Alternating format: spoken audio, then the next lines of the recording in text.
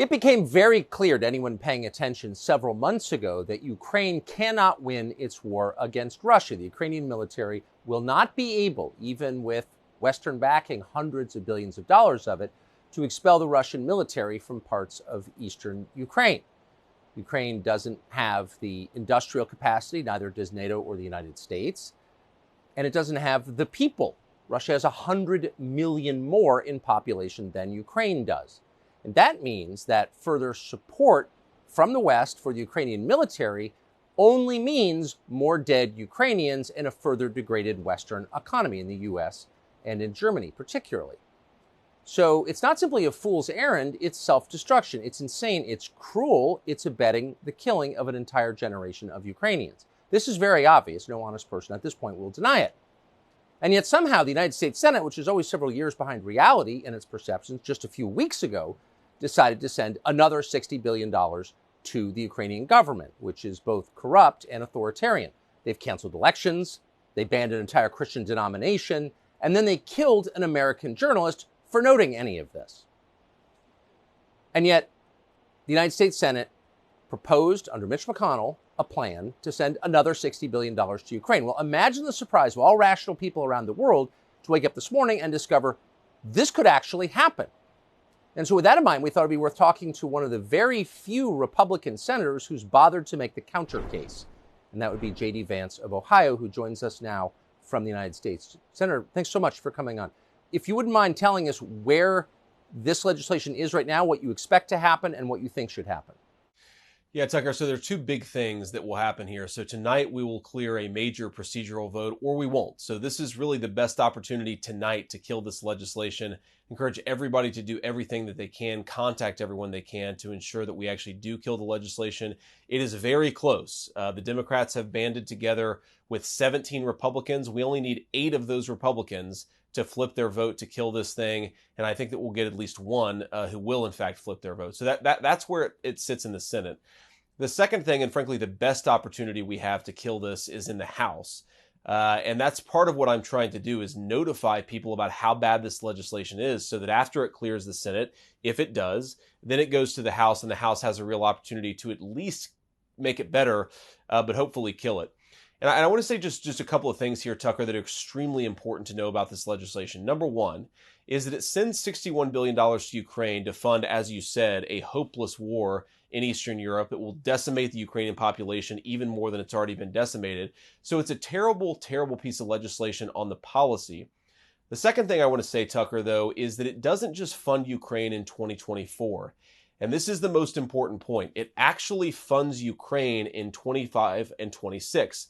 Now, what's the problem with that? Say, for example, that we have a new president in 2025.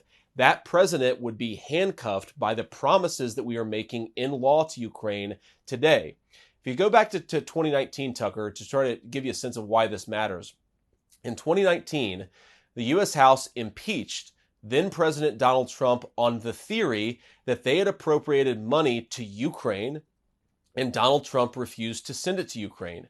So if Trump is elected president again and become president on January of 2025, he will conduct diplomacy. And if that diplomacy does not include sending additional billions to Ukraine, there is a theoretical argument, a predicate, if you will, for impeaching Donald Trump because they have tried to tie his hands. And the final point I'll make on this, Tucker, is that the Washington Post has already said, based on leaks from inside the intel community, the purpose of this legislation is to tie a future President Trump's hands.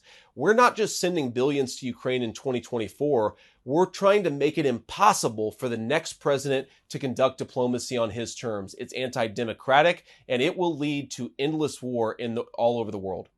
So the political calculation behind this seems incredibly dark. So does the humanitarian effect. I noticed that no one on Capitol Hill seems interested in finding out how many have died in this war.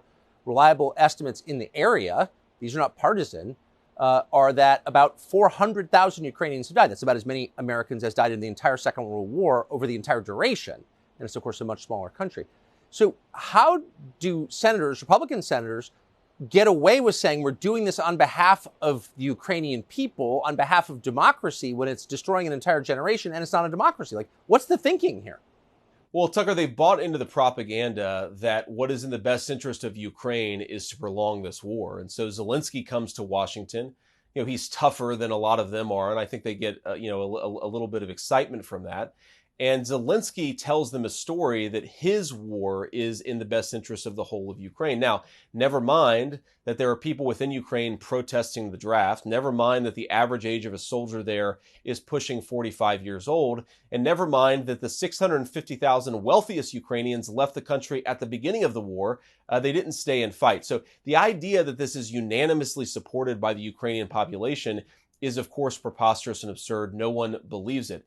But here's the really crazy, and I think ultimately the very cynical thing that's going on, Tucker, is that everyone knows that this war will lead to the destruction of Ukraine. I've had conversations with Democratic colleagues where they get this sort of dark look in their eyes, and they say effectively that they want to fight Russia to the last Ukrainian drop of blood. I think if you really ask these guys, they recognize that this is not in the best interest of Ukraine.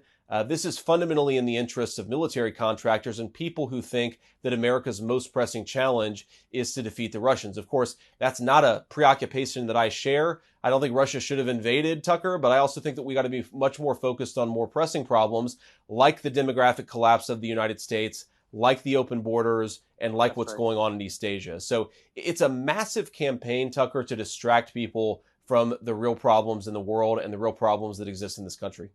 And underlying it all, as you just said, is an impulse that's indefensible and I think deeply immoral. So I'm so grateful for you having the courage to talk about this in public, and I hope common sense in your position prevails. Senator J.D. Vance of Ohio, thank you. Free speech is bigger than any one person or any one organization. Societies are defined by what they will not permit. What we're watching is the total inversion of virtue.